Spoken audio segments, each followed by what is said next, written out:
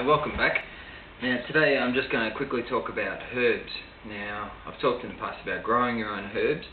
Herbs are a great way to go for a little bit of self-sufficiency if you haven't got space.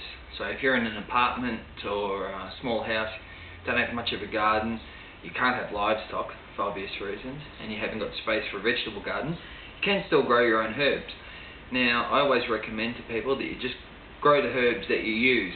So if you use thyme, sage, parsley, chives, dill, whatever it is that you use, you can grow it.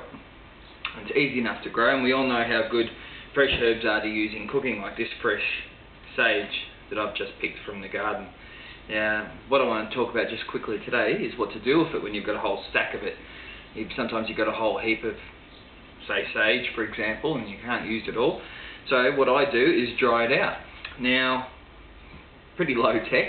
All I do with my herbs, I just lay them out in a tea towel, put them in if you can put them in a sunny spot, that's fine. They'll only take about a week to dry out in the warmer months. If it's a bit cooler, you can just leave it somewhere where it's going to take a couple of weeks, and it'll soon go crispy and dry like these. I've just got regular thyme, sage, and lemon thyme. I'm going to use a bit of this in a recipe I'm going to cook later on, but some of this I'm going to dry as well. Now all I do, as you can see from here, is just lay it out, make sure it's nice and even, so the air's getting to all of it, it's not in big clumps because we don't want it to go mouldy, and just leave it, it'll dry out. Now storing it is another way to go too. You can either just keep the leaves and use them in cooking, chop them up and chuck them in things, or you don't really want to have all that stuff hanging around, you want the space. The easiest way is to grind them up. So I've already done some sage in the pestle.